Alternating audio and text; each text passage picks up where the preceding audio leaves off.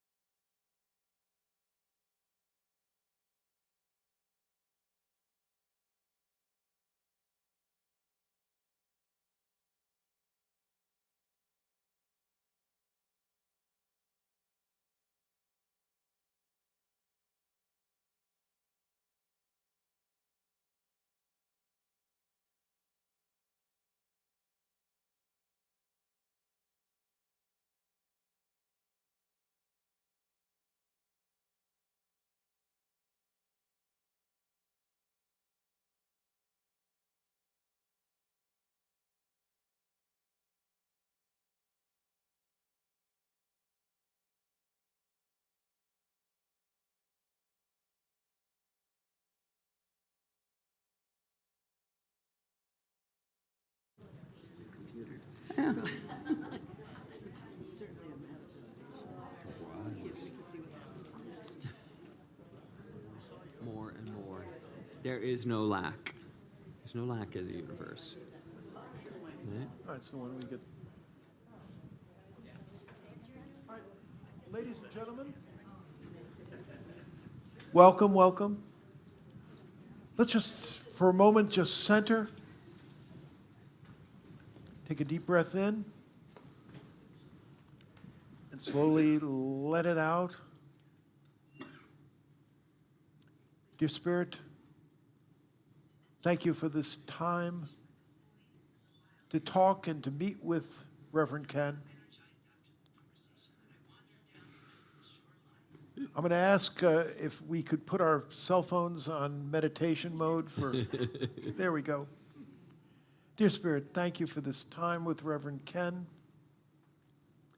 and realizing that Jesus and Buddha We're not the unique exceptions. In fact, Jesus said, "You shall do greater things than me." That we have these powers within us, and we thank you for them. The powers are in us to love, serve, and remember. Help us not to play small, to have our dreams and know that we can fulfill them. And for this and so much more, we say thank you, and amen, and amen. Amen. Amen. This book, I was so struck by it, is very much, in many ways, in the tradition of Charles Fillmore, although it's much more readable than. I love Charles Fillmore, but easy read and Charles Fillmore, not two words you would tend to think you put together. The reason I say that is because, and this is one of the things which really attracted me to Unity. Charles Fillmore was a lover of spirituality, but he was also a lover of science. And this goes way, St. Augustine, many, many, many years ago said that if your interpretation of Scripture disagrees with sound science, then there is something wrong with your interpretation of Scripture. And this book that Ken has put together is a book of spirituality, but it is also, in many ways, a book of science. One of the most innovative people I've ever met was a guy by the name of Ed Feigenbaum, who was a professor in the computer science department at Stanford. He was one of the, with Marvin Minsky, was really one of the fathers of artificial intelligence. He was and the reason I got to know him so well, because the Defense Department had him come, and he, for a long time, was the chief scientist of the Air Force. And what was interesting, before Ed, everybody who was the chief scientist in the Air Force was from material science. In other words, the guy invented flubber, which you couldn't see the flubber on radar, and that was their chief scientist. Ed was the first person as a computer scientist who was the science of something which was non-material. And I always remember having lunch with him, and he said to me, "So what do you think is, 100 years from now, the biggest innovations and breakthroughs we're going to see in science?" And of course, he being a computer guy, I mentioned, and coming from, this part of the world, I started mentioning information technology. He said, "No, I don't think so. I think the biggest breakthroughs are going to be coming in the neurosciences and in the biological areas." And what we are seeing, and I think Ken has also captured this so well, the latest studies in psychology, the latest studies in neuroplasticity, another interesting field, epigenetics, which it seems that, how genes are turned on and turned off. We're just starting to realize how genes are turned on and turned off. And it's interesting, as I think this book demonstrates, a lot of the things that New Thought pioneers, advocated, over 100 years ago, science is now catching up to a lot of these things and finding that there actually is sound scientific reasons for this. And as I say, I think the reason I am so wanting this to become a part of SLC is because I think not only can it help you on an individual level with the challenges that you may face, but I think it also can truly help us as a spiritual community get to that next level. So, without further ado, turn it over to Ken, and then, obviously we're here for questions, et cetera, et cetera. But again, to remind you, we are going to be starting, classes on Wednesday, and this Wednesday will be the first one at 7. And they're making if you don't want to come to hear us talk, come for the meal. They're making a big deal of it. It's more than what we usually get. And Abundance. See? Abundance. But no, in all fairness, I mean, the soup and salad dinners on Wednesday have been really, really, really, really good. So it will be a class. Again, I truly say this, we want to see as many people take this as possible.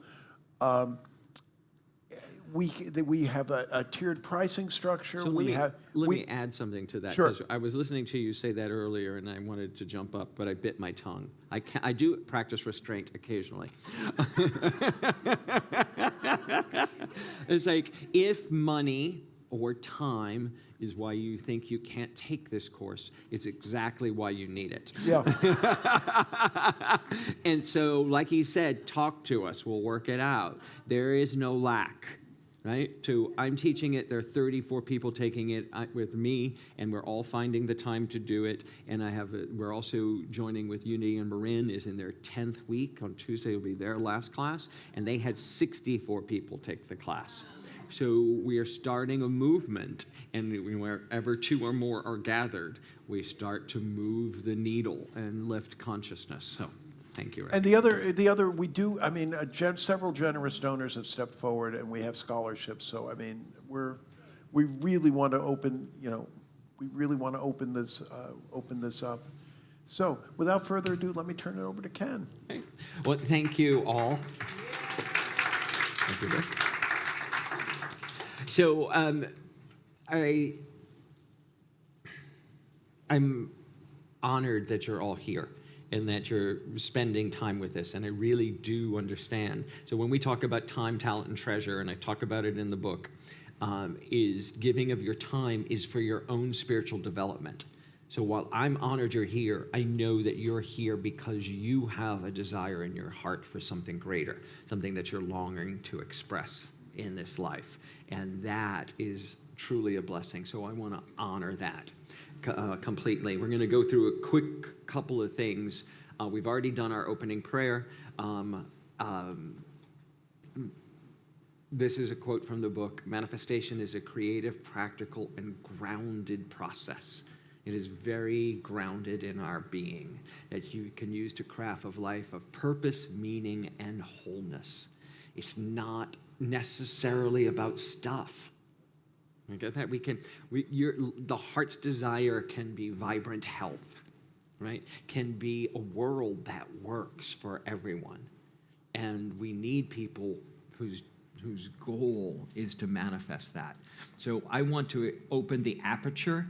So if it's material things you need right now and want to manifest that, that's great. I have done a lot of that work in my life and continuing to do it. And there is also more that I'm doing and want to do, and I open that to all of you as well. Shared agreements. I'm going to go over some quickly so that we can create a safe container for everyone. Also, I'm hearing a lot of echo. Okay, and what's your name again? I'm sorry. Liam. If they have questions from the audience, do they need a microphone so that we can hear them online? Okay. If not, what I'll do is repeat the question for people online. We have people watching us online, right? Okay. Thank you. Okay, perfect. Thank you, Liam. All right, so I statements. Speak from experience. A lot of times in these classes, we have a tendency in our enthusiasm to share, well, I did this and you should do that. let's avoid telling people what they should do, right? Or what your experience. If you're going to share from the heart, share from my experience of that has been this, or when I hear that, I remember this, or I experience that, so that you can own your own part of it without imposing it on anyone else. So my experience has been, I feel that. Confidentiality. Everything that is shared here stays here. It is not our story. It's not ours to share. I mean, I tell some pretty personal stuff up here, and I'm pretty public about it, but other people may not want to do that, and it took me years to get there, right? So let's make sure that the space here is confidential. One person at a time shares so that we can all hear each other and share the floor, meaning if you're a verbal processor like me and Rick, here. We're going to ask you to just notice that and leave room for the people who need a little bit of time to process before they speak, right? Introverts rock. I love it when they do speak. It's because they've been thinking the whole time, and their wisdom is needed in the room, right? Change your mind as often as you like. Please change your mind. And I hope to have my mind changed by you, by the things you share and the things you bring. Because if it stays the same, if nothing changes, nothing changes. So we have to experience a shift in order to shift our lives. And the goal is not consensus. You don't have to agree with me. In fact, the class is richer, more abundant if you disagree with me and offer a different perspective, right? I am not the sage on the stage, the guru. I am just a fellow spiritual traveler like you are, okay?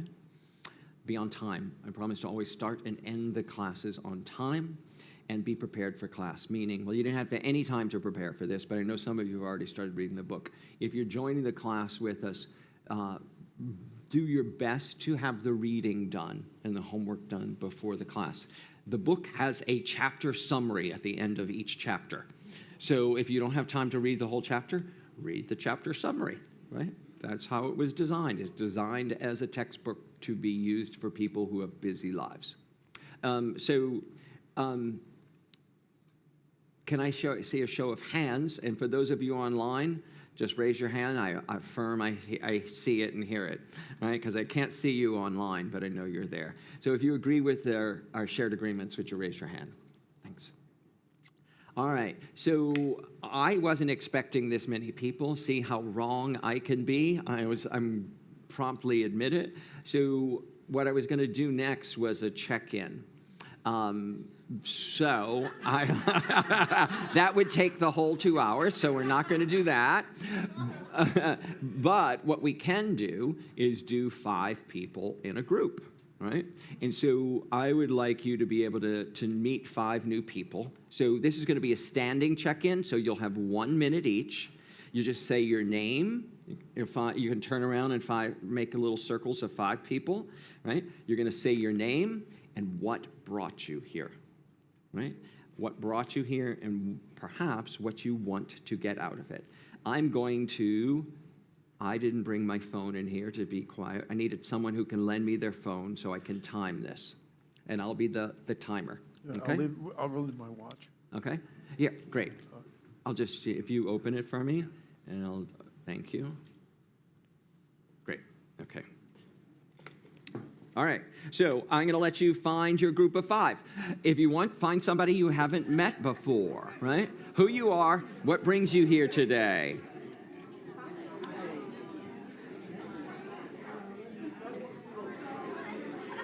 All right, look, there's 4. There's a 5th. Let's get one other person here. Gentleman here in the baseball cap, can you want to join here? Or here we have this lady here. Here we go. Okay, here we go. 5 here. Okay. All right. Everybody, turn me up, Liam. All right, everybody's got a group? Yes. All right. First group, begin, go. 1 minute.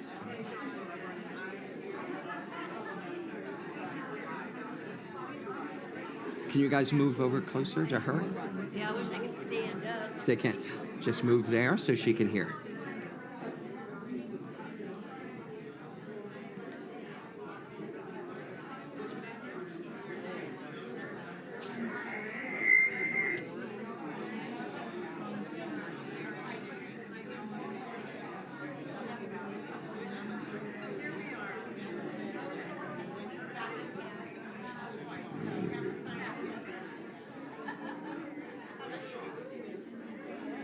All right, that's 1 minute. Now the next person. What? You're already on 2? Okay, keep going.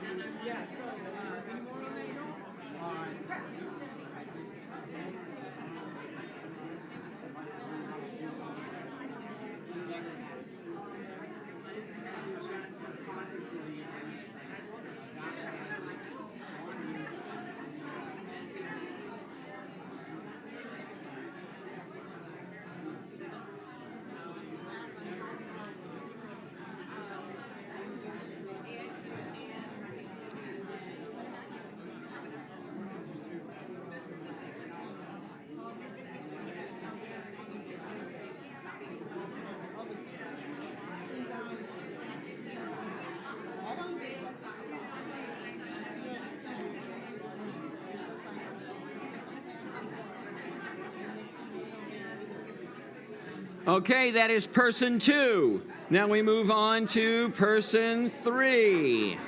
Third person.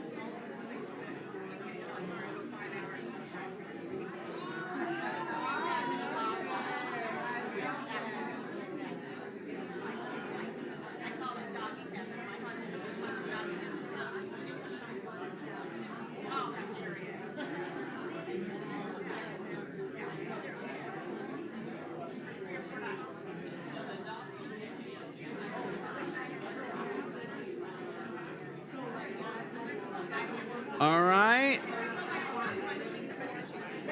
That is the end of that. Now we have person 4. Person 4 should be sharing right now. Person 4 should be sharing.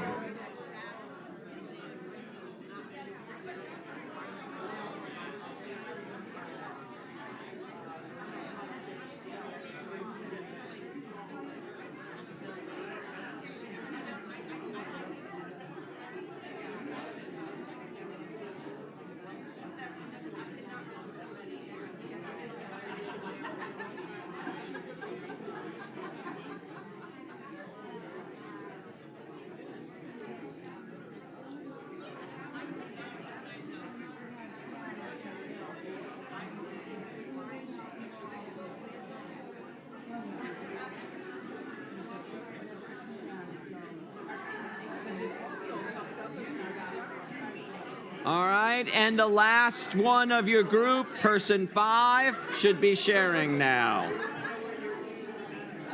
So, What am I gonna manifest? 5, fifth person. Continued growth at SLC, spiritual growth, and that we become diverse in terms of diverse in terms of age, race, and et cetera, and also economic background, which is the hardest one, I think, of all the ones to crack. So to see continued progress at SLC and that we really make a spiritual difference in Sacramento and the world beyond.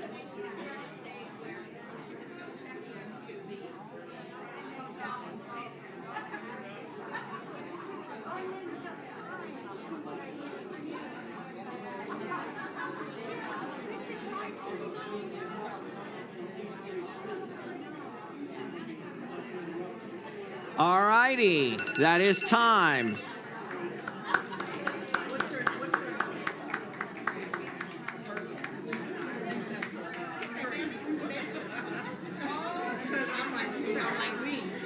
Thank you.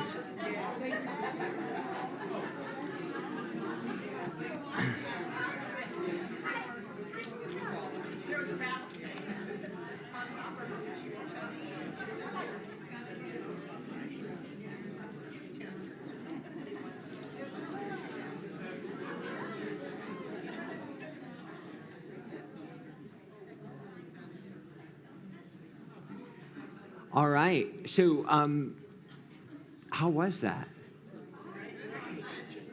People are fascinating, aren't we?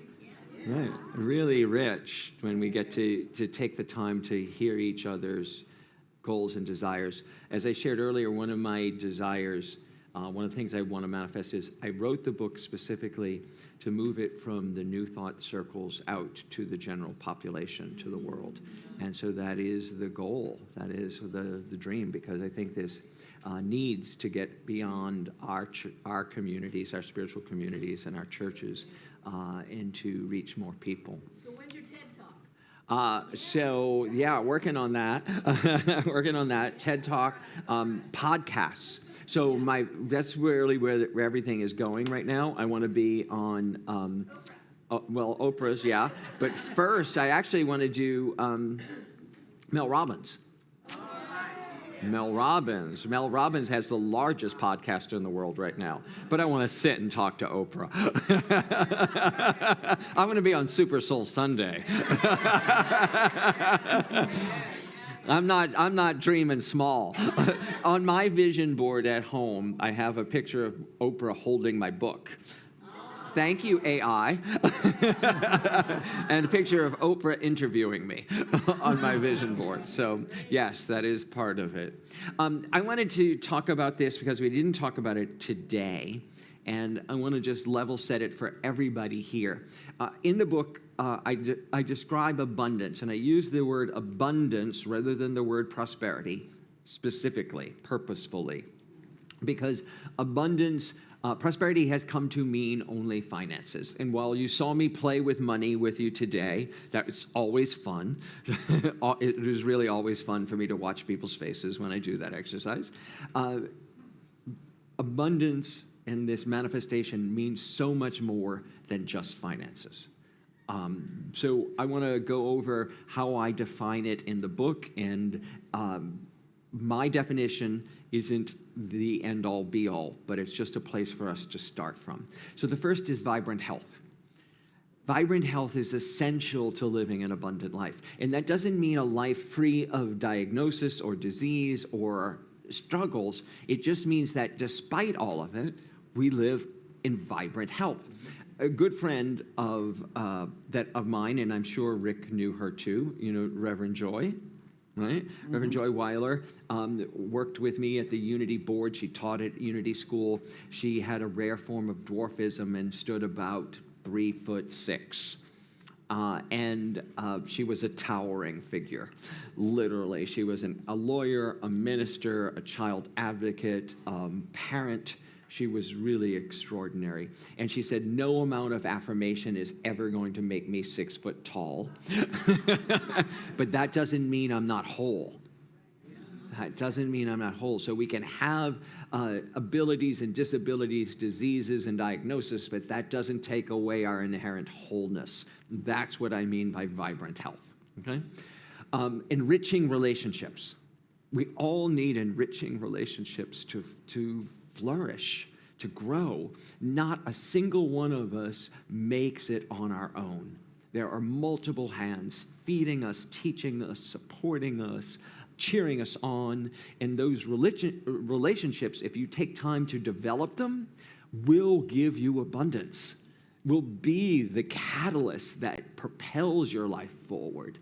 And and research knows, now social science and psychology show that those of us with enriching relationships and community live longer and live healthier, right? It is proven scientific fact, right? So enriching relationships is part of the abundance cycle. Work you love. That doesn't mean that you're paid for it. It could be your volunteer work you love. But work you love that gets you out of bed in the morning, knowing what your purpose here on earth is. And your purpose you can do despite your job. Again, one of my favorite lines that I get, and I'm stealing from Marianne Williamson, as a friend of mine always said, well, steal junk, you steal the good stuff, right? It's like, you don't go to a job interview to get the job, you go to do your job. You go to the job interview to do what you're here on the planet to do, and then the job comes. So you show up, like I'm sure Bejan showed up at so many gigs that she wasn't paid for before she showed up and was paid for her incredible talents.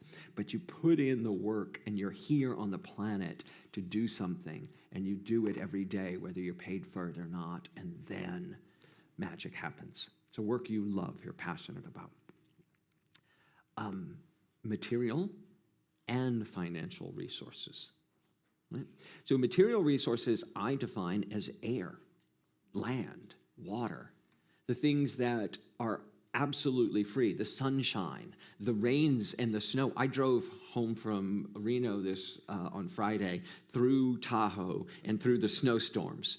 And my kids were ecstatic, ecstatic. They got to go out and play and make snowballs, and there was just so much fun for them. And I was gripping the steering wheel. kind of go, okay, minister, play. It's time to play, right? Enjoy the abundance. We got snow in April in California. You asked for this. You asked. I was like, I think we need more water in California. We do, right? So it's a blessing. It is a blessing. So anyway, material resources, you don't have to own them.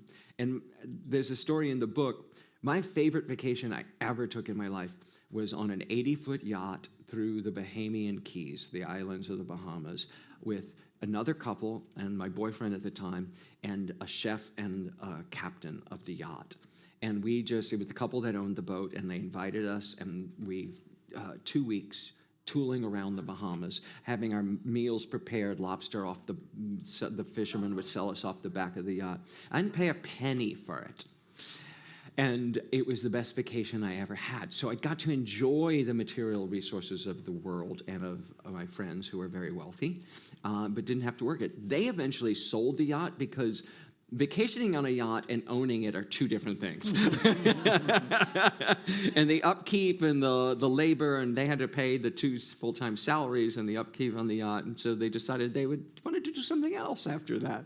So we can all enjoy that.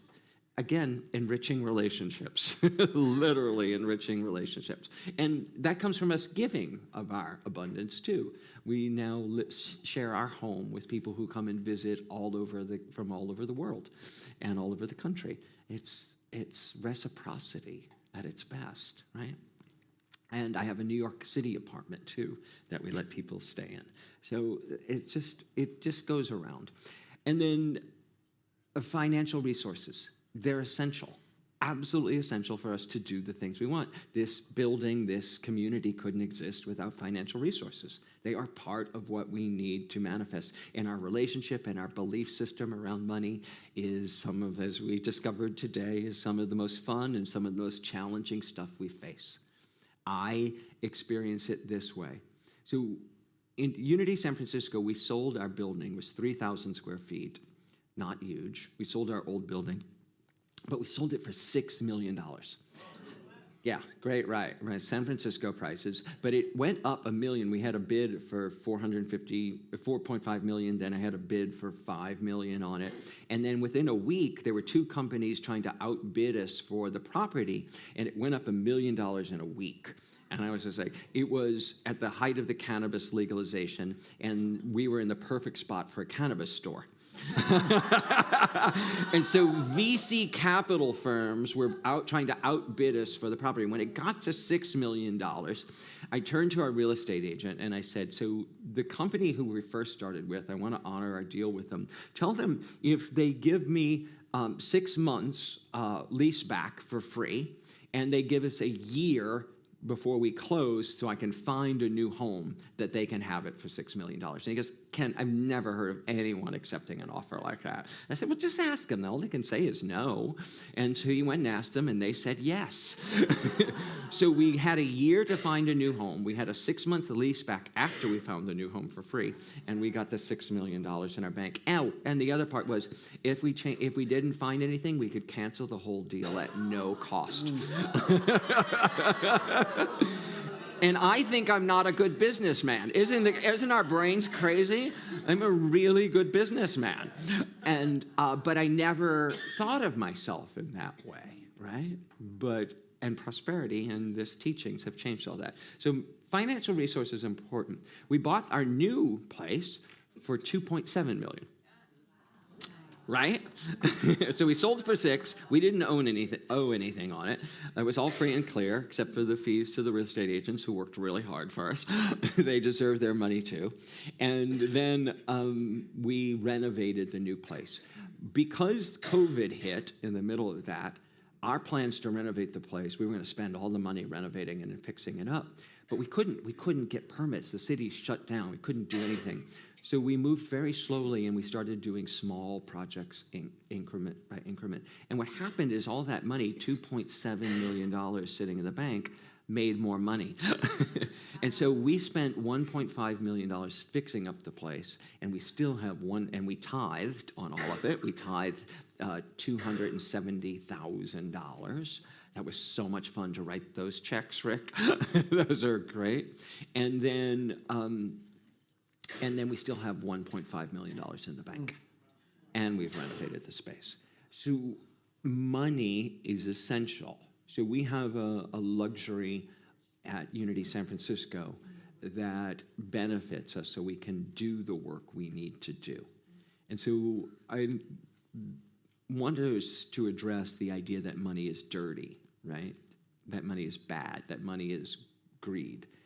It's essential to do the work we do, the spiritual work of helping people, right? And if I just gave it all away, it would be gone. But if I use it to generate more money, and that's what it is, it's our endowment now, that supports our ministry, and we help more and more people that way. So I invite us all to have a mind shift around finances. And then the last one is leisure time. You can do all the work, you can work yourself to a bone, but unless you have time to enjoy it all, what good is it all, right? Leisure time, more time, and I love Joe Dispenza talks about it as Einstein time. Oh, no, it wasn't Joe Dispenza, it's Gay Hendricks. Gay Hendricks, in his book, The Big Leap, talks about time is relative. And that once you devote yourself to understanding that time can multiply as you're doing it, when you're in the flow. You notice how 2 hours goes by really quickly when you're in the flow? So those are the components of abundance. I just wanted to talk to you about them so that you understand this is the basis we work on. There are more, but those are the ones I illustrate in the book. Okay? Any questions about that? Okay, great. So neuroplasticity, we've already talked about. It is the natural state of your mind. Neuroplasticity reminds us that change is not only possible, it's the natural design of our brain. When I was a kid, they used to teach, and many of you may remember this, used to teach that you couldn't grow new brain cells. That all the brain cells you had were the ones you were going to have, so you had to protect them. If you did drugs, you would never replace those brain cells. That's how they tried to scare us out of not doing drugs. Right? Didn't work for me.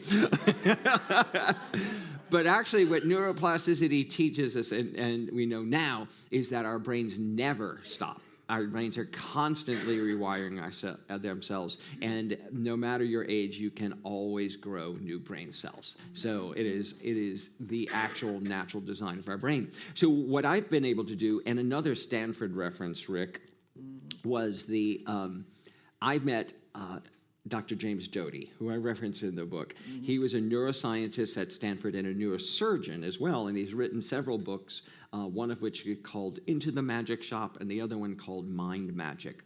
So I know we're still in the sanctuary, so I promise not to curse, but I'm going to allude to the curse. He opens his book, Mind Magic. So this is the neuroscientist who teaches meditation and our new thought principles of manifestation. And he says, the universe does not give an F about you. That was his opening line of the book. And I was like, whoo. But it's so true. The universe isn't a deity in the sky handing out favors because you're a good girl or you're a good boy or you're done really well or dispensing punishment like that judgmental God of the Hebrew Scriptures. No, the universe is just the field of infinite possibility. It's not personal. And you can use the processes and the tools of the universe to manifest everything. It's the field of infinite potential. And when we stop taking it personally, we're able to engage with it in a new way. So we're not pleading to the universe to provide us something. We're not pleading to a deity in the sky to grant us favors. We're claiming our birthright as an expression of the universe, a stardust expression, literally made from exploding stars. That's what we are, right? That's the magic of it, and that's neuroplasticity. So a lot of the work in the book comes from that work, and I take meditation in a new way. So in the book, there are meditations, and on my website, the5steps.org, the 5 steps, all spelled out, .org, you can take the meditations that go along with each chapter of the book, and it's my voice, and you can listen to them and start your day with meditations. All right? So that's the goal of the book, is that you rewire your brain by using meditation. And one of the things that Dr. Dispenza taught, and that I think is what spiritual teachers have been doing for millennia, is that you rewire your brain by visualizing. So it's a guided meditation of visualization of what you want to create, and then you journal it. You write it out longhand. Then you read it out loud to yourself, and you read it silently to yourself. And that process speeds the process of making new neural pathways. It literally quickens the process of creating new neural pathways in your brain so that the things you want manifest more quickly. So utilizing meditation with neuroscience to amplify it. That's Charles Fillmore, right? That's the quickness of all of that. All right? So those things I go to in great detail. In every chapter, I'll say the science of neuroplasticity, the science of giving and receiving, the science of gratitude, and show how all these things that we asked you to do forever in church have real scientific backing behind it. It's not just wishful thinking. It's not. It's what works. So you don't need me to do a video. And there's no sound anyway. It's all right, because I'm sitting here talking to you too much. But exploring the opposites. So one of the things we're going to do today, I'm going to actually put pen to paper. We're going to do this work, and if you want to follow along, it's in the book. It's in chapter 5, and it is on page...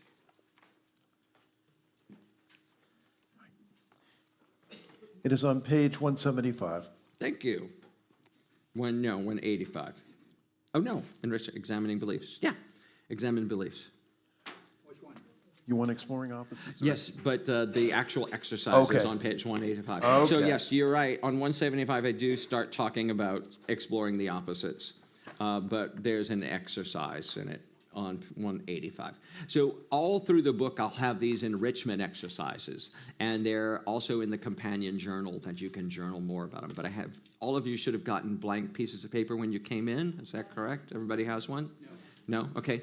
We need to, if we can get some more paper. Patty is working on that. Okay. You can have mine for right now. Okay. Thank you. Here we go. All right. So, beliefs. There's also a new book. I'm devouring a new book right now. It's called Beyond Belief. And someone who's written a book, I don't know if anyone else has heard of it, and see a nodding head. It's a fabulous book. And it has a lot of the same stuff that's in my book, but it also just concentrates on belief. Because what we believe is what we create, or what blocks us from our good. So we're going to examine beliefs. How many people have done the work of Byron Katie? All right, so this is very, very similar to Byron Katie. There's also another book called The 15 Commitments of Conscious Leadership, which my church has devoured. We've done a book study on, and it also has a whole process of examining the opposites as well as beyond belief. It is becoming more and more popular. It is the quickest way that I have experienced and practiced to get to open your aperture. You understand what I mean by that? In a camera, the aperture lets in light. So we want to let in more light, more possibility to our thinking. And if we think the world is a certain way, that's the world we'll experience, right? So in this exercise, I'd like you to identify a challenging situation or belief in your life. And before you write, I want somebody to give me an example of one so we can help illustrate it for everyone, okay? So anyone want to give me an example of a challenging situation in your life? Yes? I want to start doing more art and selling it, and I have a belief that I'm not good enough. Okay, so let's examine, let's let's fine tune the belief. So you said you want to do more art and sell it. Yes. So you want to sell it. You want to make a living as an artist. You want to make part of your living. Yeah. Yeah, more money making art. Yes, you'd like to make some money Yes. with your art. Yes. Okay, right. And so what's the belief? The belief is I'm not good enough. I can't compete. Ooh, okay. So you're not Picasso. Correct. All right. My husband, my partner at the time, we weren't able to get married at the time, who I did the yacht trip with, was an artist, and he just kept frustrated. He was so frustrated. I said, "I'll never be Picasso. I'll never be Picasso." That's why I bring it up. So, all right. So your belief is that you're not talented enough. All right? Correct. All right. But there's also another belief in that I want to explore with you, because that's a personal one. It's like it's hard to make a living as an artist, Huh. right? That's it. That was an unconscious belief. Yes. Yeah. That's correct. So, but it's correct, right? It's hard to make a living as an artist. Yes. Yes. Okay. So there's one that's actually more fungible. So I'm going to go to that because, yes, our belief in our own worthiness is potent work. But in this workshop, we're going to go a little bit higher, right? Let's just go more broad. It's hard to make a living as an artist, right? There's your belief. So I'd like you to write down that belief, right? And write it out longhand. For those of you who are following on the book, I did one from my personal life. The adoption process is unfair and full of obstacles. Right? That was mine. So what I'd like you to do is find one from a personal and meaningful thing in your life. One belief, right?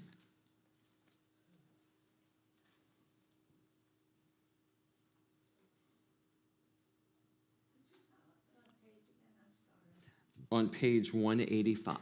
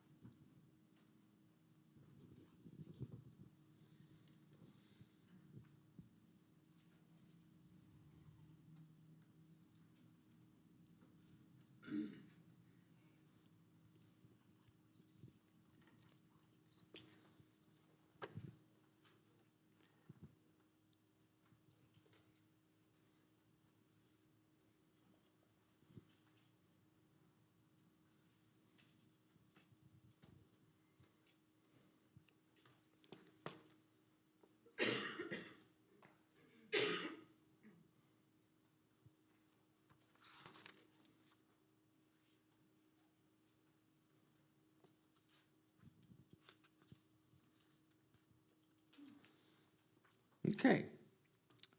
Now we're going to turn this belief around.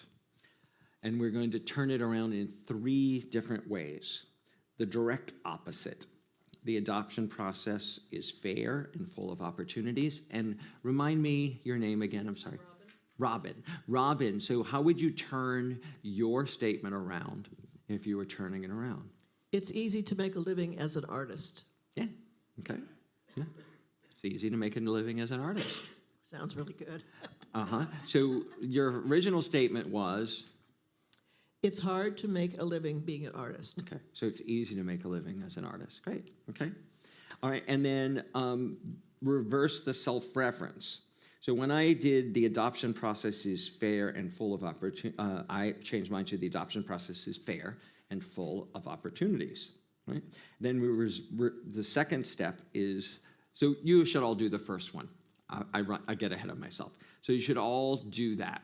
Reverse to the direct opposite. Any questions on that? I'll help you if you're having struggles.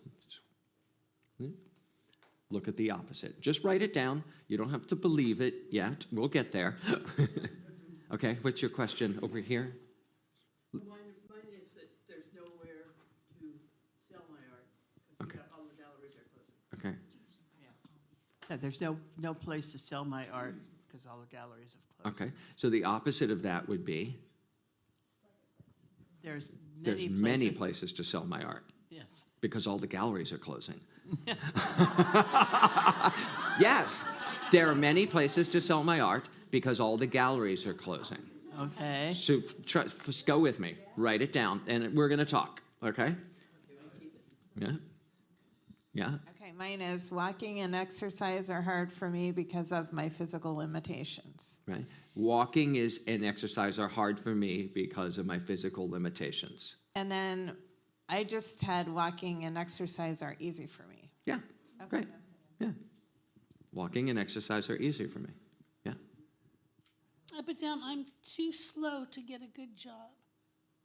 I take a lot of time doing things. Right. So, all right, so your belief is, the belief, so we're flipping a belief. So the belief is I'm too slow to get A good job. a good job. So what do you mean good? So you see, Well, something, what happens in vagueness stays in vagueness. so. What do you mean by good job? I well, wanna it was know. a job that I had before as a peer support specialist. Right. And I just feel like I'm too slow and I don't have the ability to get back and do that job again. Right. So, but what you want is a good job. Is that specific job? Or are you open to any job? I'm open to any job. Okay. So a fulfilling job, a job that lights you up, right? That's what you want. You want I just wanted to be clear about what good is. Okay, yes.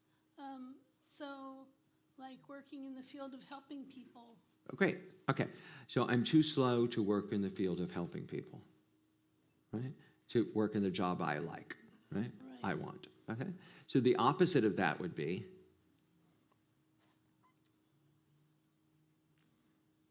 I'm competent enough to yeah. find the job I'd like. I'm sort of good enough, is what you're saying? Okay. I am perfect I am perfect for the job that I want. that I want. Yeah, I am perfect for the job that I want. Sounds good. Yeah, okay? Write that down. Right? That's how we explore the opposite. We really do the work to think about it. Yeah. Landlords in California are seen in a negative light. Okay. Right. So landlords in California are seen as negatively. Right. Yeah. So that's a belief. Right. It's, yes, that's Yes, what it it's a feels belief. like right now. Right, Yeah, it's a right, belief. right. That's a belief you're experiencing. Yeah. Okay. So landlords in California are honored And or seen in a positive way. and respected. Yes. Landlords in California are respected. Yeah. Yes. Wonderful. That's the opposite. Okay. All right. All right. Everybody's got that one? Great. Okay, so the second one is to reverse the self-reference. Replace the subject with yourself. All right? So, example, for me, in the adoption world, I said, I am unfair to myself and create obstacles in the process. Oh. Ooh. So, Robin, yours is, it is hard to make a living in art. I am hard. I make it hard to make a living as an artist. Oh, Right? I make it hard. Not it, I make it hard.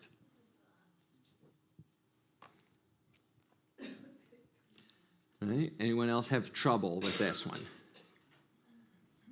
I have trouble with this one because I used to be a professional dancer, and for me, saying So what's your statement? the statement is I'm not good enough to be a professional dancer because of my age and my balance. So I'm not good enough to be a professional I'm dancer. not good enough to be a professional dancer. Right? That's the belief. That's Right? a belief, but on the other hand, I could dance. So wait, we're not sorting it out. You have the belief, okay? I'm not good enough. The first one is direct opposite. I am good enough to be a professional dancer, You have that one, right? Yeah, I am good enough to be a professional Okay, dancer. right. So reversing to this reference, you started with an I. So that's why I asked Robin to not start with an I, to start with it's hard to make a living, right, as an artist. So that when we go to this one, you've already gotten I am, you already did it. The first one is the direct opposite for you, or the same ones. I am good enough to make, to be a professional well, dancer. the thing is, the fact is, there's an age. So that's another story. That's a belief system. So really what your belief is, I'm too old. Well, there's a fact they don't let you be a professional dancer after a certain age. Really?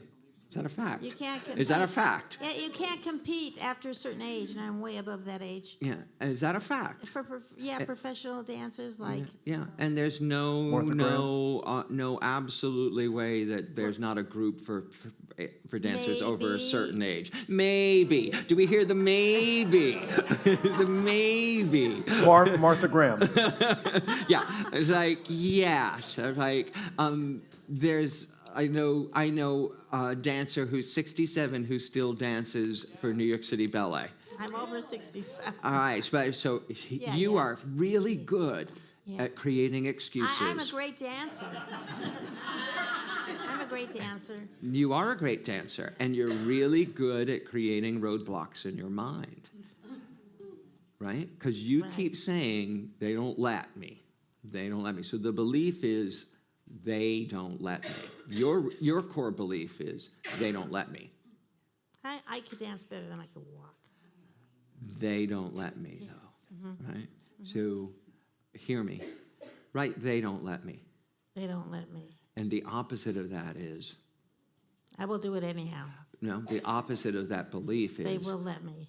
I don't let me. I don't let me. I don't. You don't let you. Yeah. See it? It's so much easier to see in other people, right? Because in our exchange here, you kept telling me, they won't let me, they won't let me, they won't let me. The opposite of that is, I won't let me. You just do it. Do it. Right? Okay.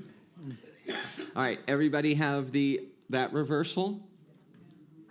Right? Right? And then reverse the other's reference. Include a larger audience or others involved. My example, the adoption process is about serving the child's best interest, not mine. Ooh, right? Ooh, damn, it's not about me, right? In Robin's case, Robin, yours was, it's hard to make a living as an artist. It's like, and then it's like, so to reverse the others mentioned, it is hard to make a living in everything. Oh, you think artists are the only ones who have a hard time making a living? Is selling real estate easy? Right? Is being a minister easy, Rick? Earning a living is one of the opportunities and challenges of life. Right?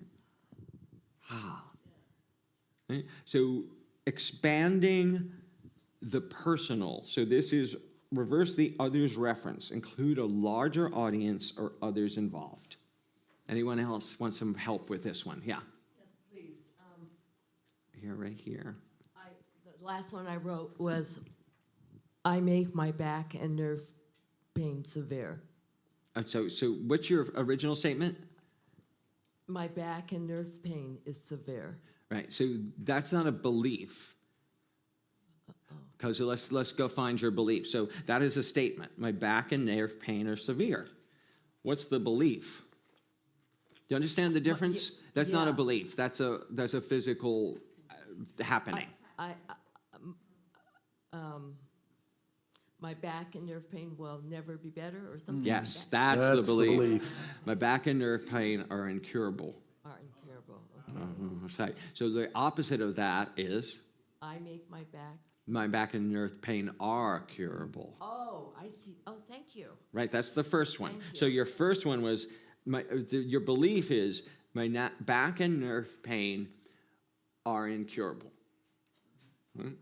Thank you. The turnaround, the number one, would be my back and nerve pain are curable. The reverse, the self-reference is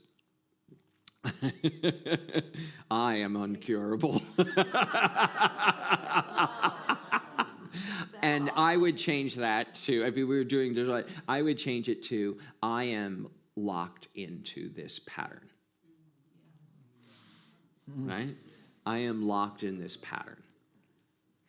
Right? And that's your understanding, that's your personal, right? And then the final one is back and nerve pain are cured all the time by many people. Right? So you're expanding the audience and the others involved, right? So back and nerve pain are cured all the time in many, many people. In Beyond Belief, the book I'm reading right now, there is a section about people who go through surgery without anesthetics. And it happens all the time in Europe now that they treat it as a medical, they do surgery where they cut into you and screw new bones in and do all the work without anesthetics. And they do it all with hypnosis, and that no one feels the pain. It's amazing work what's going on. We believe we need to be anesthetized to do it. But that science is proving that our minds can take us to places where we don't feel pain. And so I would reverse others' references. People live and cure themselves from pain all the time, heal themselves from pain constantly, right? Opening the aperture. Yes? Okay, I think I've fouled up here. My original was, I'm not smart enough to flip a house. And then flipping Could you repeat? I'm not smart enough. I'm not smart enough to flip a house. Yeah. And then I'm smart enough to flip a house. Yes. Okay. And then replacing the subject, Yeah, so you started with I again. So your two is the same because you started with I. Because usually a belief is about someone else or about something else, right? So you would replace it like house flipping is easy for me, right? But it's the same thing. But you started with an I, so 1 and 2 for you are pretty much the same. house flipping for me is easy. Yeah, and then others self-referenced. People all over make money flipping homes. People all over do make money flipping homes. And they are no smarter than you are. Scarecrow, if you only had a brain.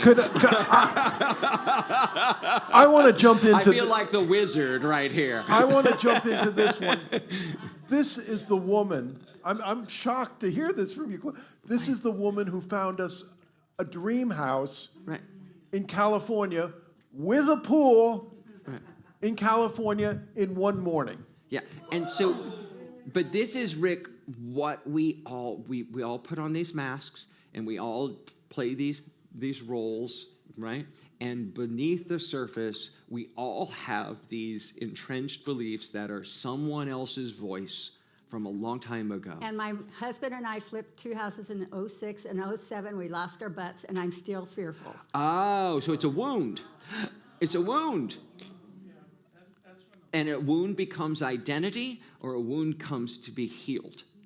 And which has happened, it's turned into identity for you. I'm going to add one other thing. We were in Virginia, and we had 1 week here to find a house. I needed an agent who I thought could make the deal, because we had such one in Virginia. I was trying to find a Kim in here, and I heard her. We just had one phone conversation, and the other was I have never done business with somebody in the congregation. The reason being because if it doesn't work out, you've not only lost an agent, you've lost a member of the congregation.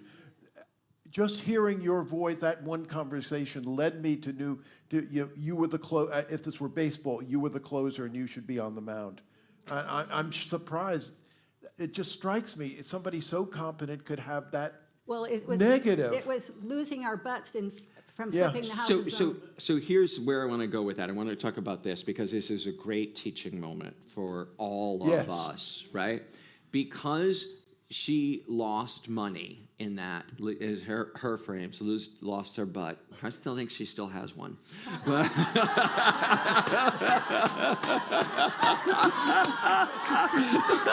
turn around, let me see.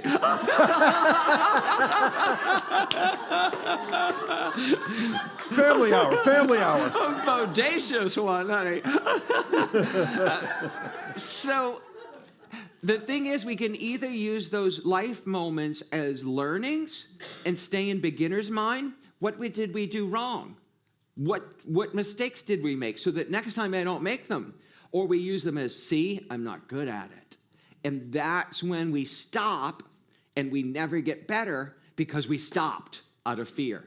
We didn't treat it, we didn't stay in beginner's mind and saying, oh, what did I learn from this so the next one I won't make the same mistake? We said, I'm never doing that again. And how many of us have done that? Oh, I wasn't good at that. My kids do that. I watch it with my kids. They have trouble. They pick up a new skill and they fail at it the first time. Duh. It's not easy like they see it on the internet, right? And they're like, oh, no, I'm not good at it. And they pout and go away. It's like going, okay, gently, let's try it again. Let's try it again. And then they get good at it. But none of us, I danced on Broadway. I danced for Jerome Robbins on Broadway. But I didn't start out good. It took 10 years to become a good dancer. It took 10 years. Right? Hey, so you lost on 1-2 houses. Oh, poor you. What'd you learn? What'd you learn? I need more information. You need more information. That's a curious mindset. Who can I partner with? Yeah. Who can teach me this? Yeah, that's what I'm right? looking for. Yeah. That's what, who can I work with? I bring these skills, they bring those, and then we can work together to flip houses. Yeah. And then I can learn what they do. Yeah, because my husband doesn't want anything to do with it, so Well, I'll find a partner. So go find someone else. Your husband can't be the end-all, be-all, Right. right? Right? It's like, let him off the hook. Go do it with someone else. Somebody wants to flip houses with you over here.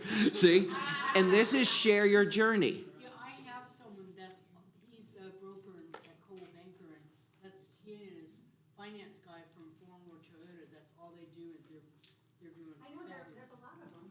Right, but sharing your journey that you want to do it, verbalizing it here is going to make the connections. You don't know who's going to say, oh, would you flip my house with me? Right? Yeah, I'm a stager too, so I want to help you with that. Oh, God. She has no skill sets at all. Wah, wah.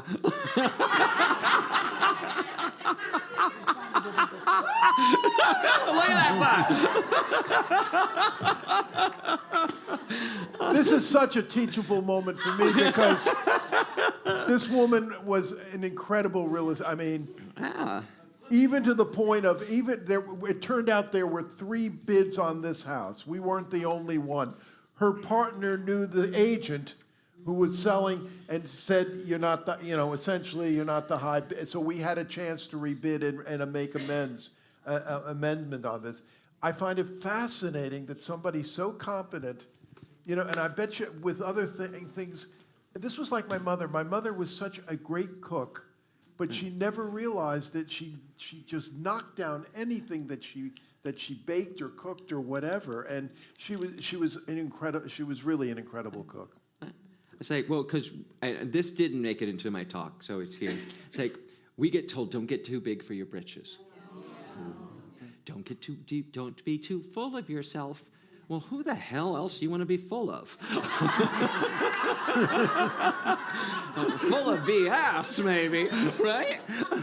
But of course you should be full of yourself. You should know every skill you have, and you should own it, and you should be proud of it. Because when you're full of yourself, you bring more to the table. I have a question down here, and then I'll come back up here, okay? Yeah. Well, so what if it's a generalization that because it's core beliefs that can't change? What do you mean? So give me an example. Because that's great. Yeah, okay. It can't change. What can't change? So I wrote changing all people's viewpoints on animal souls and worthiness is impossible. So say it again and hold the microphone so I can hear you.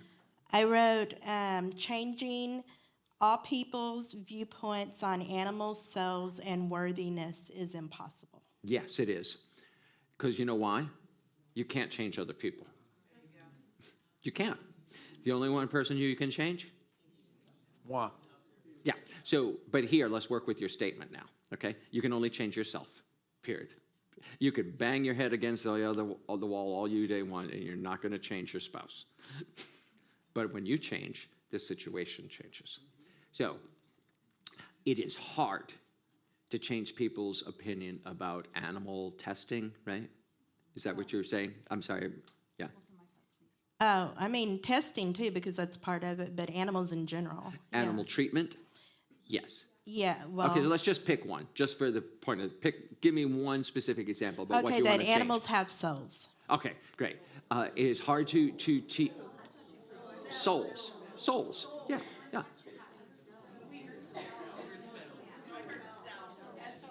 S-O-U-L-S. Yes. Yeah, okay, souls. Animals have souls. It's hard to change it is difficult to change people's opinions about animals having souls. Right, okay. Right, so the opposite of that is? You can change people's opinions. It is easy.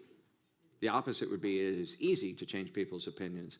Right, so that is, write yours out very specifically like that. It is hard to change. It is easy to change people's. Then flipping it to number 2, it is hard to change my opinion about animal souls.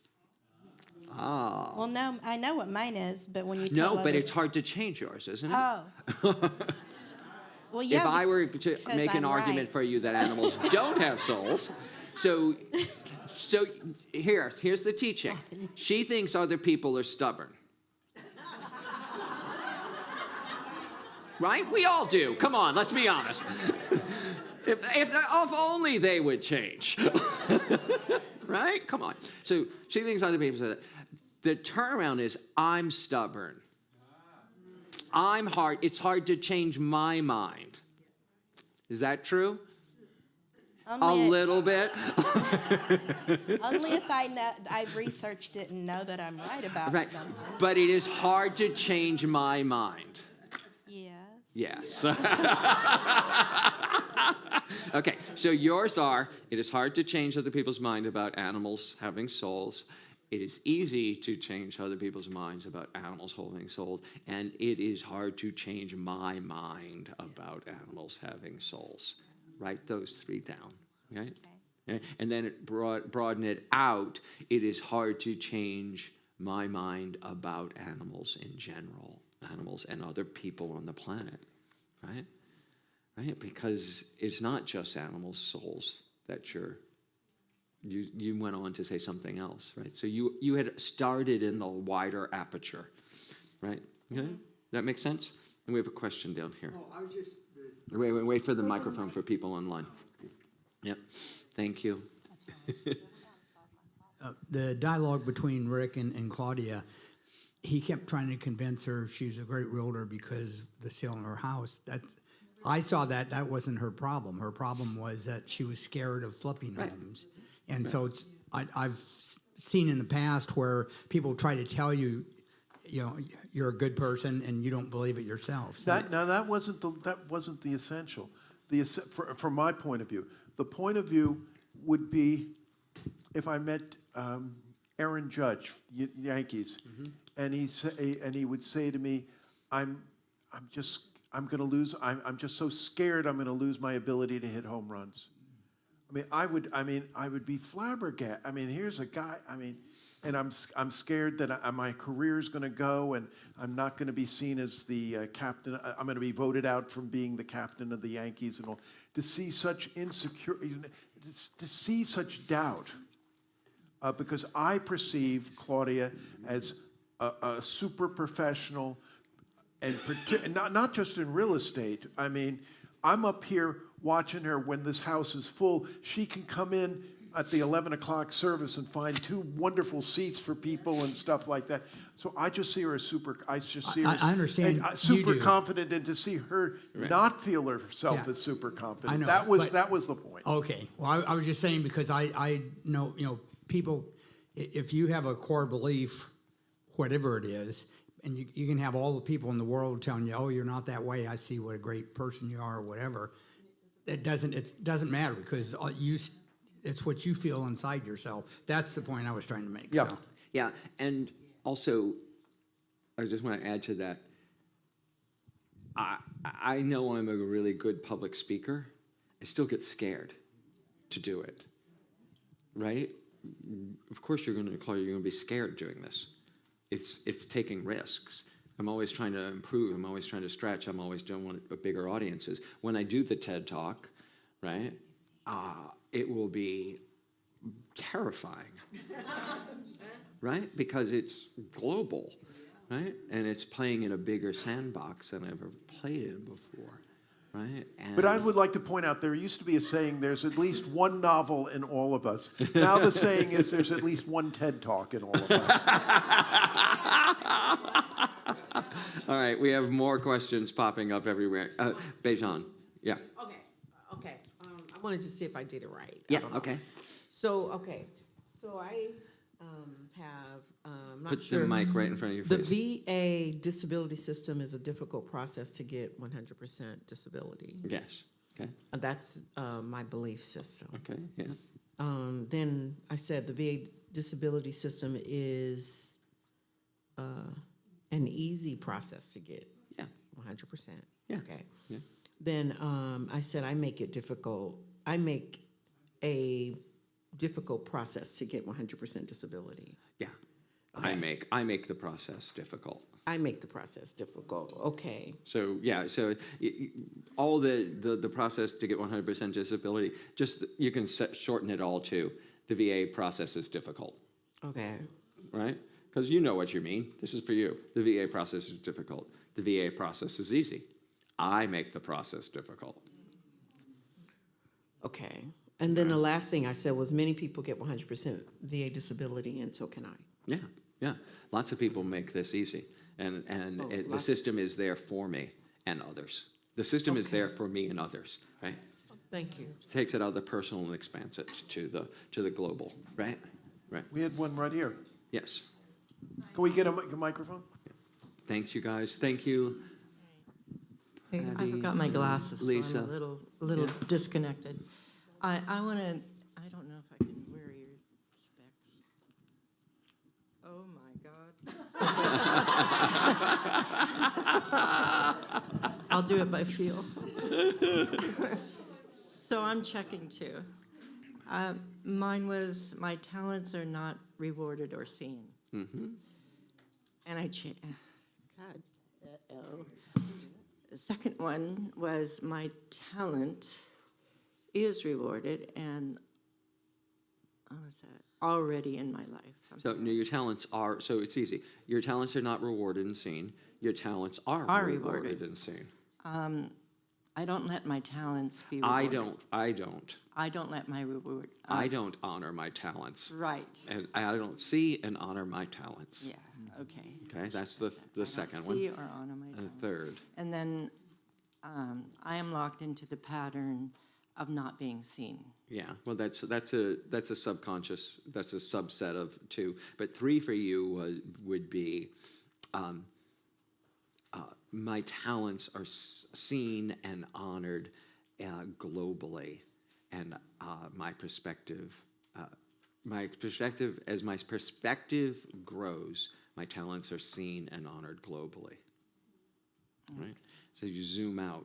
You're in the micro. My talents aren't seen. And as you go further and further away, my talents are seen globally and all across many stages in places that I haven't thought about before. Right? Right? Richness. All right. So in the process, in the workbook and in the journal, both of these exercises are in the journal.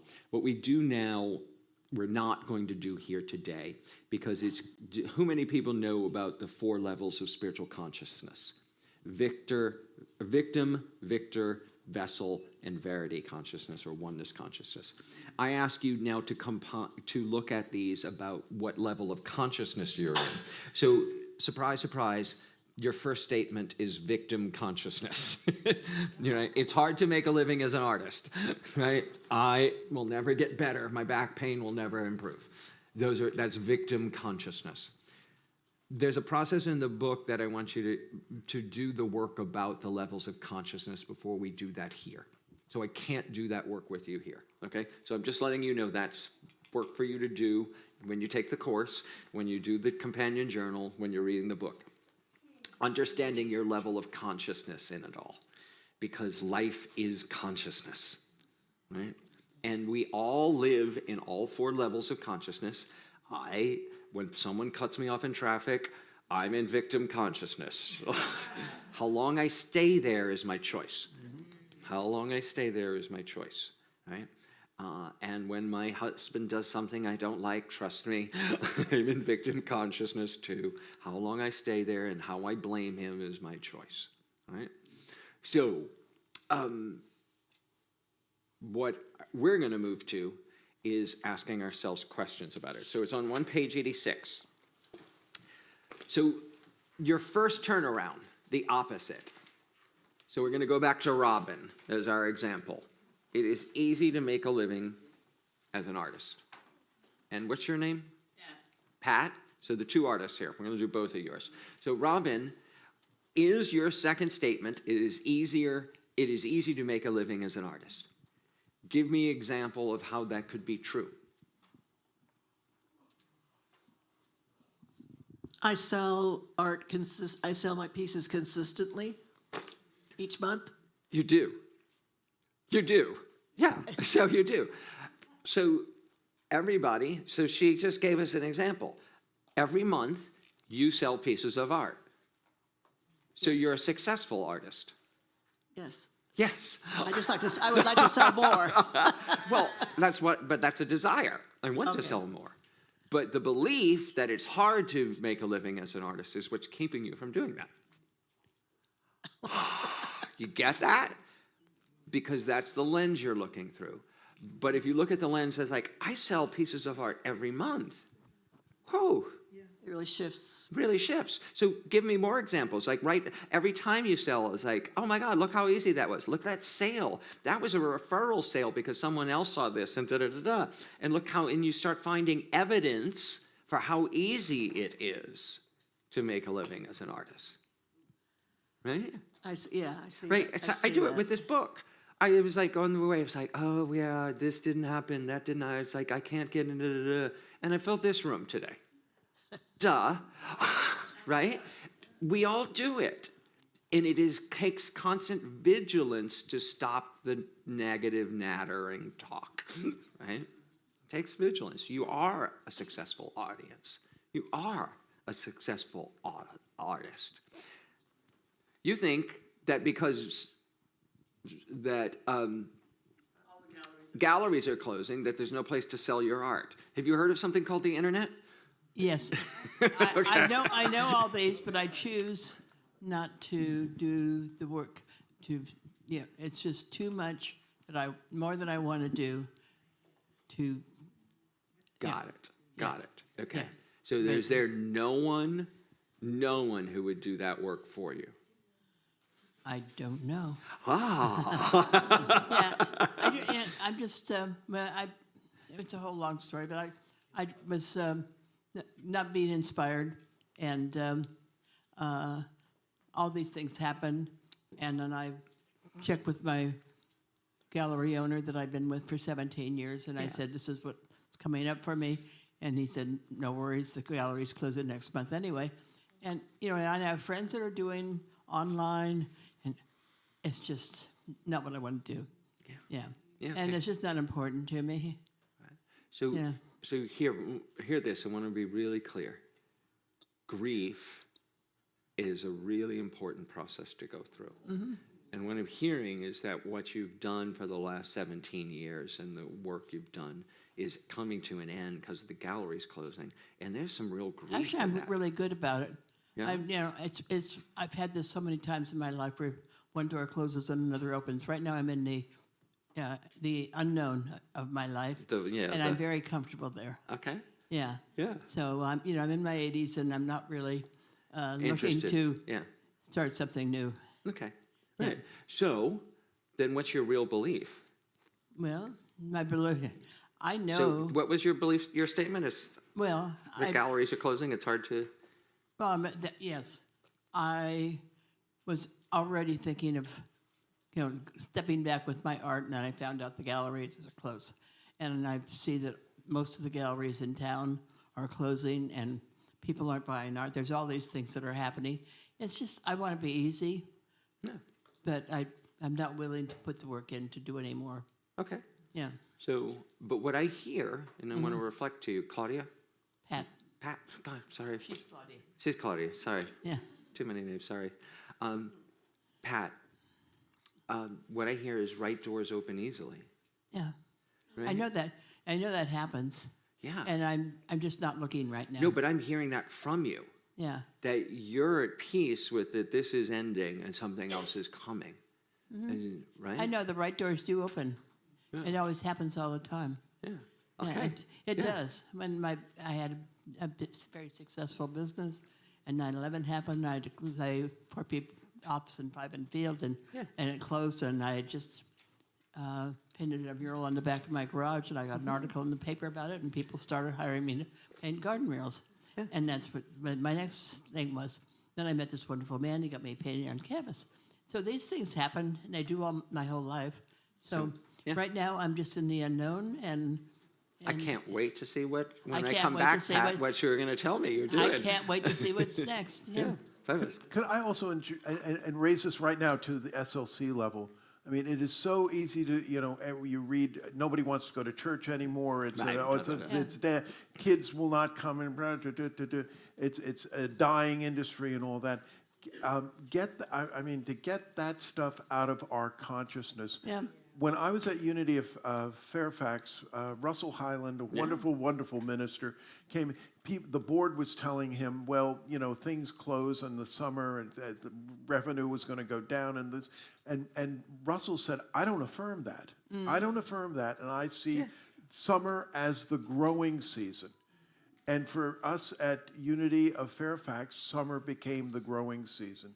And so I would hope also, yes, on an individual level, but also that we take this in as a community and say, I'm not going to, the church is dying, this, that. I don't affirm that. Churches always struggle. I don't believe that at all. Right. Churches always struggle with finances. There's a lovely affirmation. Let's all say it together.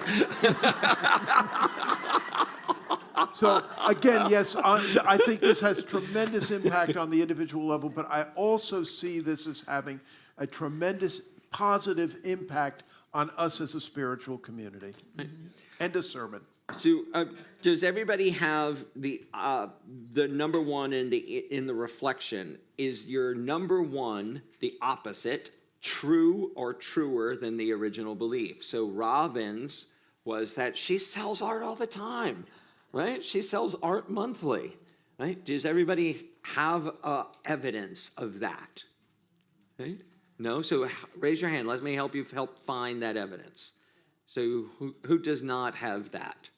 Okay. So my first one is people don't believe... Wait, let's get a microphone to I don't see Mary. Is it Mary? Yeah. My first one is people don't believe I'm competent. Uh-huh. And the turnaround is I am perfect for any job I want. Right, so people don't believe I'm competent.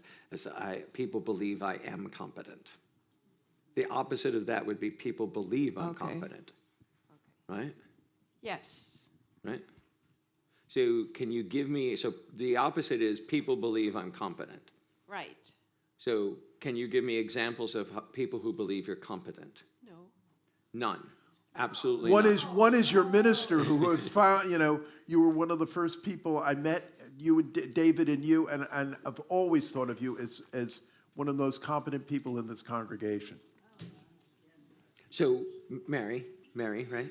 Mary, are you talking about your work you do? You're Getting a talking about job. your family? Yeah, getting a job. Yeah. So there's no one who's hired you who's thought you were competent, ever. Have you held down jobs? For a little bit. Yeah. And? Okay. Your family didn't think you were competent? Not really. Right. So, and then your second turnaround, I don't believe I'm competent, right? Right. Right. That's where we are. You don't believe you're competent. So just everybody take a deep breath. So Mary, you did this exercise perfectly. You brought something that you really needed to look at and examine, and you followed it, and you followed the instructions here, and you were brave and courageous and raised your hand and told the truth in this room. And I find that incredibly competent and incredibly brave and incredibly powerful.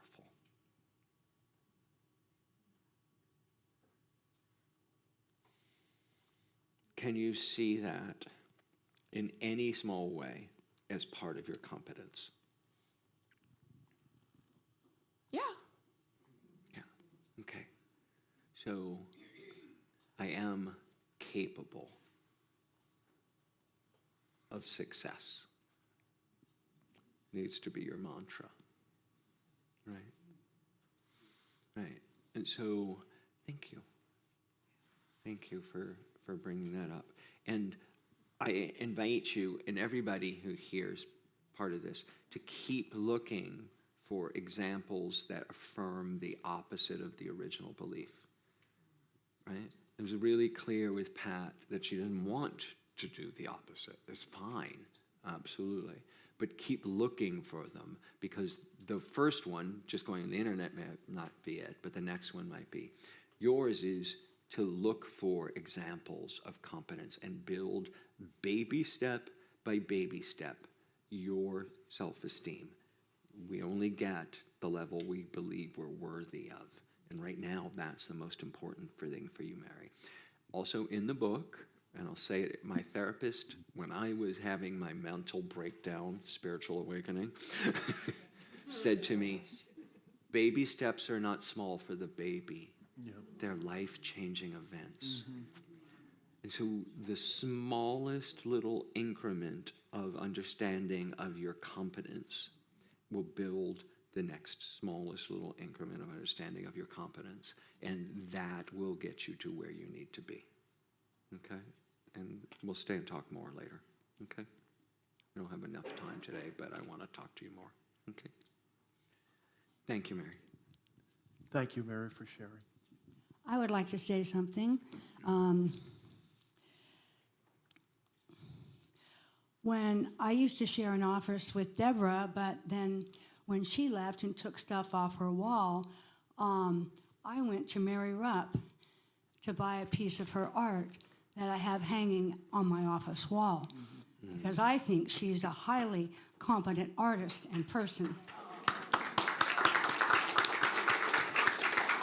We have a lot of artists in this community. Isn't that fabulous? This is like the Unity Spiritual Life Center Art Center. Woohoo! Fabulous. And I just want to say, I leaned over to my friend here who I said, I buy Mary's scarves every year for Christmas gifts. Yes. And they are the hot going on. And many of you have outbid me on several of Mary's scarves. So.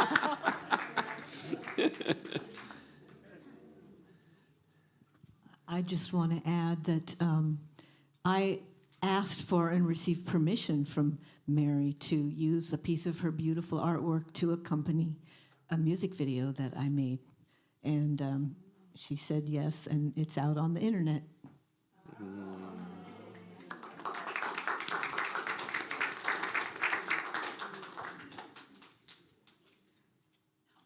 I just want to add one thing, and I see your hand. We have a hand here with a blonde with the glasses. I can't remember her name. Yeah. Sometimes people who are gifted are not gifted in the way that the world recognizes. Right? Stephen Hawking was not punished by God and was gifted in ways that most people couldn't even fathom, right?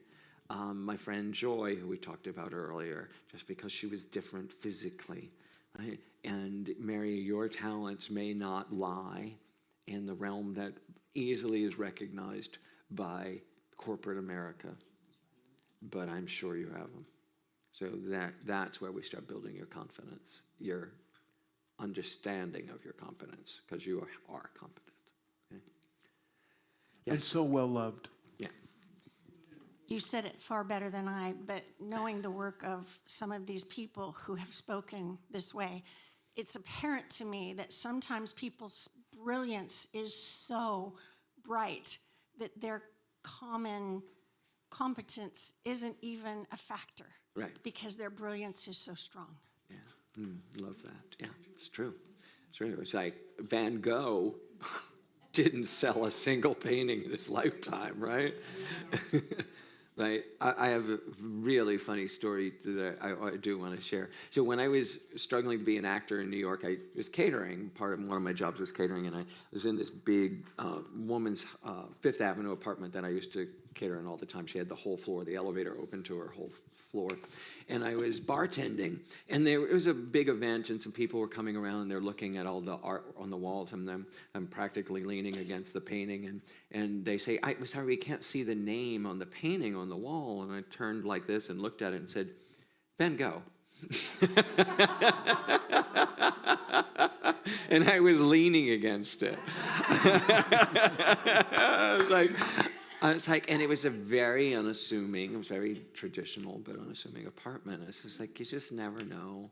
Right? And she told me later, she says when she was, her and her husband lived in London when they were young. She's since passed away, but they bought all this art, and when they needed to send their kids through school, they sold the paintings. Because if you sell a Van Gogh, you can send your kids to college, I guess.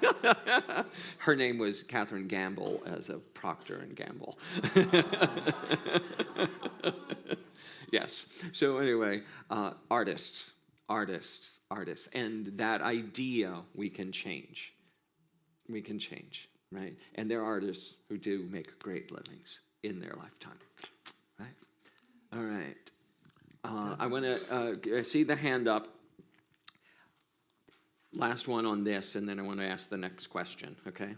Because time is flying.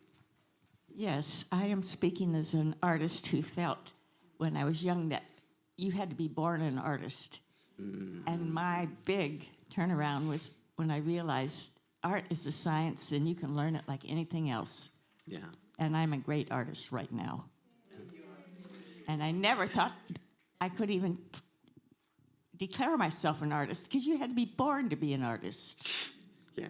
Ever heard of someone called Grandma Moses? Yeah. She started painting at 70. Yeah. At 70, right? Do you know that Walt Disney was fired from his job for not being creative enough?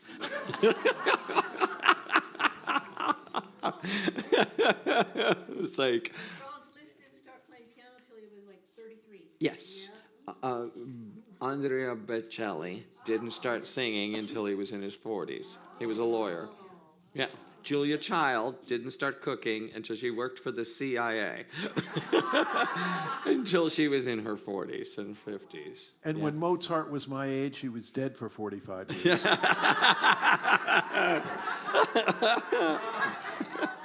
All right. So if you all have now a turnaround, or an idea that the turnaround to your original belief can be just as true or truer than your original belief. So, Bejan, so do you have a turnaround? So the idea that the VA is easy to navigate. Any evidence of that? Yeah. Yes. Okay. Yeah, so you do have that. There are moments that are easy to navigate. Yes. So great. So we all have something like that. Then I'll keep you the mic and I'll have you do this. Who are you? How do you act? How do you behave? How do you feel when you believe the original thought? Bejan, speak to that for us. Can I just look at? Yeah. Right? I feel defeated, like it's not going to happen, fearful. Right. Right. And what's the behaviors that come out of defeated and fearful? I don't know. Is it shut down? Is it stopping trying? No. No. I'm Okay. still trying. Good. All right. Still trying. Right. But just, frustration, feelings of frustration And where do you feel that? let's see, in my, like, it diminishes my hope, like. Oh, yeah. Yeah, I heard that. Yeah. So everybody, when you believe the original thought, what happens in your body, in your psyche, when you believe the original thought? Shrinkage. Can you give me one good, stress-free reason to keep the original thought? Right? This is what we mean by change your belief, change your thoughts, change your life. It's not Robert Brummett, one of our teachers, my favorite, had this saying, saying an affirmation without doing the underlying shadow work is like putting icing on stale, moldy bread and calling it cake. You can say, I navigate the VA easily. I sell tons of art. But if you don't do the examination on your core beliefs and your own work, it's not gonna actually manifest in the world, because affirmations need a grain of truth to have power. Our brains know when we're lying. We're the ones we're lying. We got it, right? Like I watched my 7-year-old. Before 7, they don't know they're lying. They just want to have an alternate reality of truth, right? So it's right. You're the child expert here, right? They're not lying to you. They just believe a different reality. They want to have a happier picture. They don't want to own that, right? But as adults with cognitive abilities, we get to make affirmations that have to have a grain of truth. So this process of exploring the opposite gives us the grain of truth so that we can say, oh, it is easy to navigate. I am a successful artist. I can recreate my life. I can flip houses. I just need somebody to help me with it. I'm going to find those tools. That's what this is for. I call it a cancel machine, that we send out the prayer, but then the cancel machine comes, and the poor universe, which should we listen, which should we listen to? Right. Well, how many people are prayer chaplains here? Raise your hands if you're a prayer chaplain, right? Yeah? If you've been a prayer chaplain, right? Right? So there's lots of us who've taken the training. One of my favorite things, I was just training my prayer chaplains yesterday. One of my favorite things is that people come to you for prayer. They give their prayer request. You give them an affirmative prayer. And I used to work at Silent Unity too. And you give them the affirmative prayer. And then the second the prayer's over, they keep telling you how bad it is. And that's the cancel. They instantly go back to the ain't it awful story. Right? And rather than letting this is why this work of exploring the opposites has power, because you're doing it. It's not someone imposing a prayer on you, not someone imposing an affirmation on you that you don't believe. You find the evidence. You find the evidence that it is possible, even if it just cracks the door open a little and lets a little light in. You find the evidence, and so you start building your own new reality, and you change your thoughts. My first Unity minister was Reverend Elise Green, and she used to talk about negative prayer circles.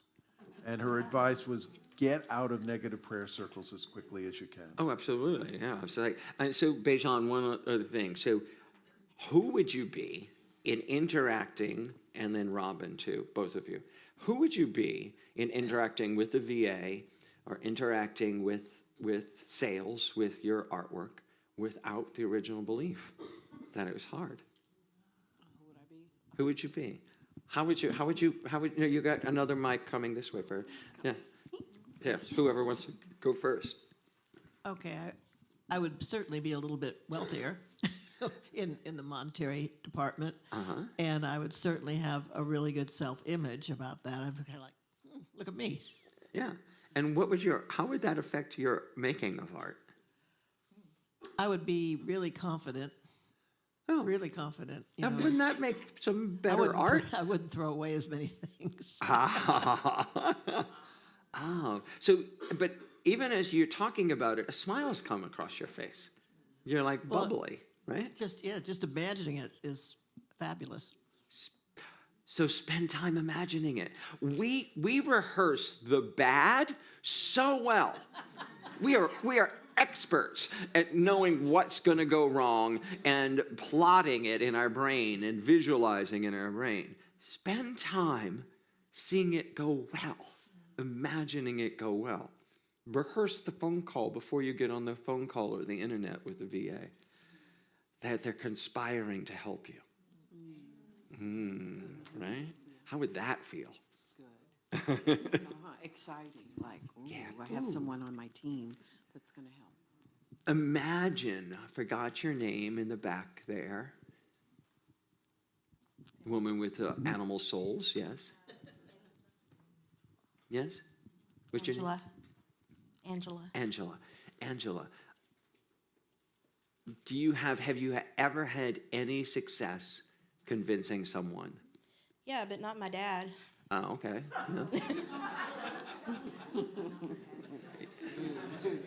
So, but you have had other people. Yeah, I taught, and I had a lot of students who kind of got into the fields that I suggested for them. Oh, but neat. that still isn't everybody. I mean, if you want world peace, you got to get everybody on the same page. Yet. Have you ever heard of something called the tipping point? No. Oh, okay. Malcolm Gladwell, the tipping point. So that there is a theory that for something to happen, that we only need about 10% of the Earth's population for it to tip over. I'm going to call upon my friends of color in the audience. If I misspeak, please lovingly call me up, best intention. If we waited to convince everyone on the planet that slavery should have ended or that civil rights should have happened, it would have never happened. But we convinced enough people that civil rights, voting rights, slavery should end, that gay rights should happen, that they reached a tipping point and the world started to change. Is it perfect? Hell no. Is there more work to be done? Hell yes. But we will never, if our goal is to convince everyone, good luck. Good luck. But we don't have to. We create a wave of change by one person at a time. And so fight the good fight, as John Lewis would say. Make good trouble in the world. Right? Yeah. Say. Oh, I was saying the ripple effect. Yes.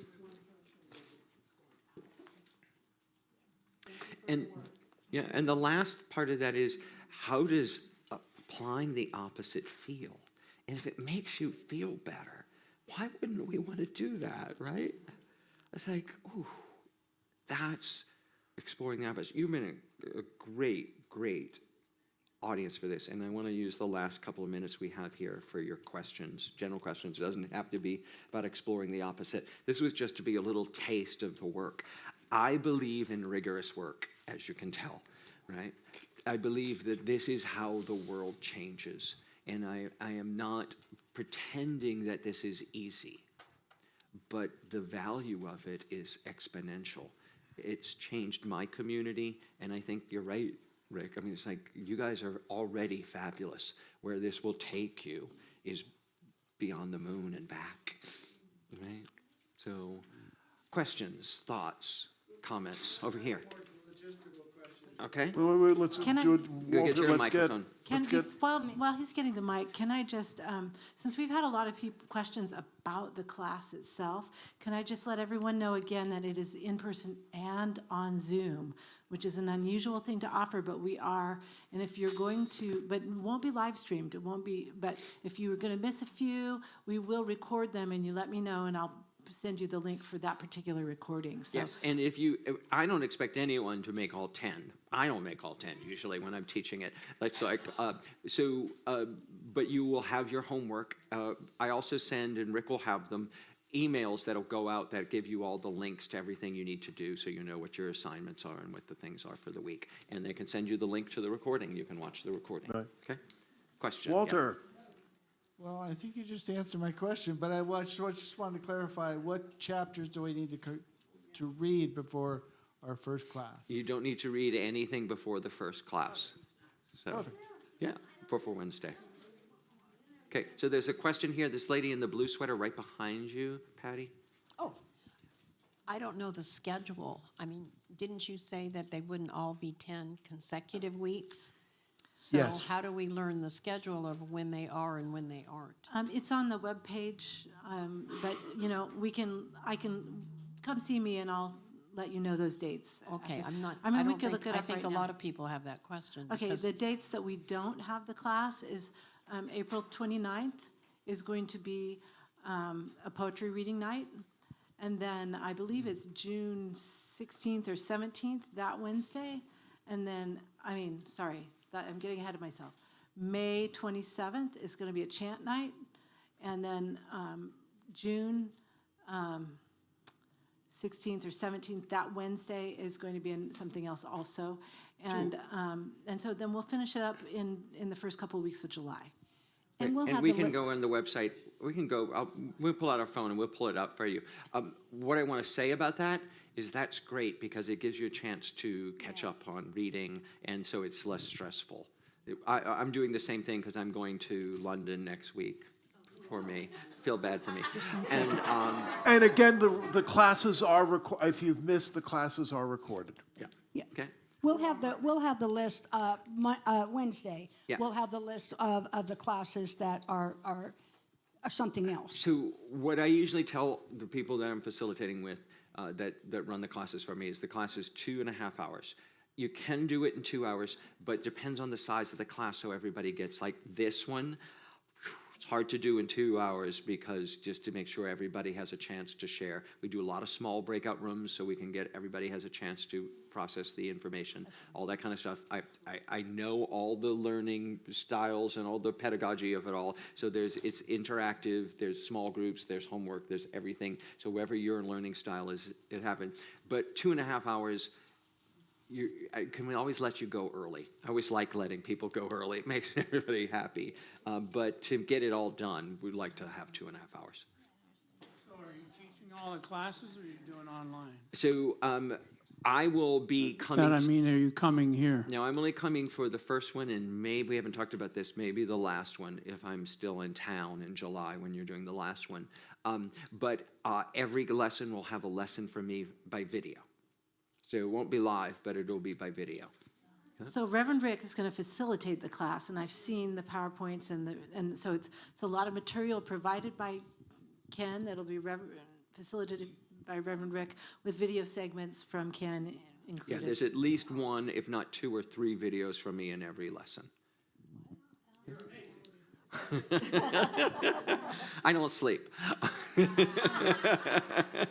No, So- I do get rest and leisure time. I do. Okay, so it says there's a 6-week book study. Is there something different from this book? Or No, so what in the is it? back of this book, there's a 6-week book study. That is a small group book study. That's for communities who just want to meet for an hour after Sundays and do a book study. And it just has some questions in it. And it's in the back there. So if you wanted to have a small group, like if another group wanted to get together here and do a self-study, 6-week book study, there's a book study written into the book. Hi. Yeah.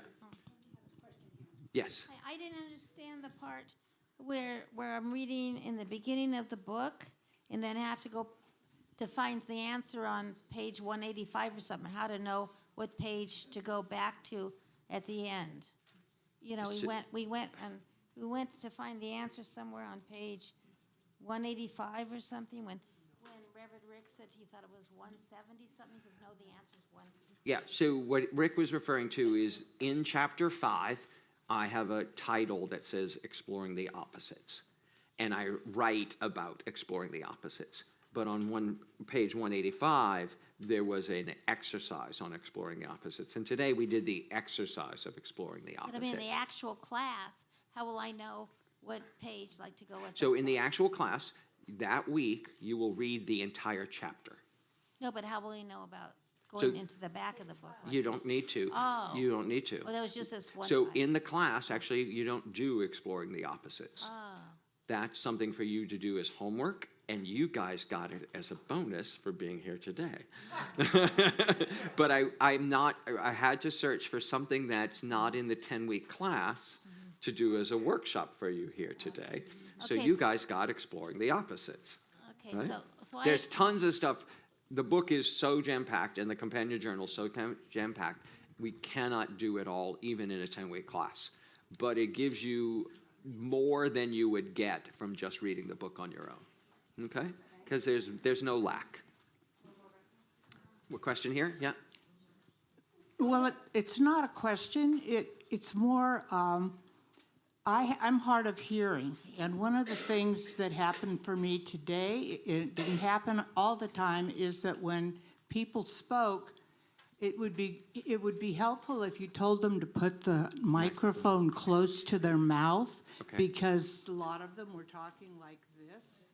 Yeah. And I couldn't hear. Gotcha. Other people may have heard just fine. Okay. But with Yeah. But with my hearing, I don't. Thank you for bringing that. We'll Thank try you. to. We will make sure that Now, happens. I have a question. If folks want to sign up, can they still do it at the hub or how?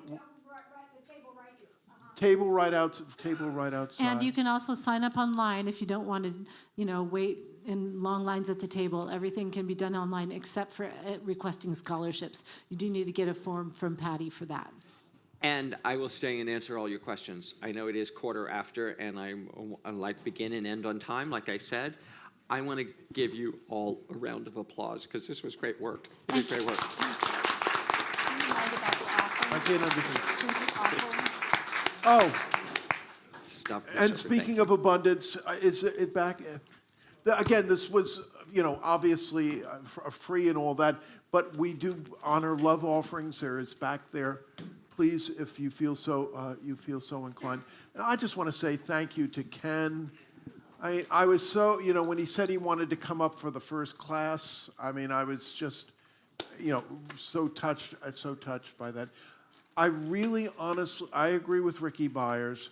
I honestly feel that this, is an important class which can help us not just on the individual level, but can also help us in terms of SLC and our communities. So anyway, thank you so much.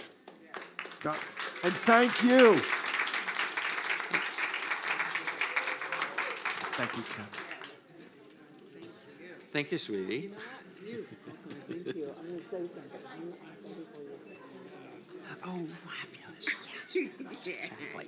It's changed. It's like the worst thing that you think can happen is the best thing. It was the best. It's the best. Darkest before the dawn. Right. And it's like, and that now I can look at it, and that's why exploring the opposite of being sober would be the end of my life. You really No, it are. was the beginning. So what's the date for you? May 1st. May 1st. Okay, thank you. It'll be 23 years. I see you as, and so many people in this. Congratulations. Thank you. Yeah, met March 15th. Oh, yeah. So you just had a milestone. Yeah. Uh-huh. Cool.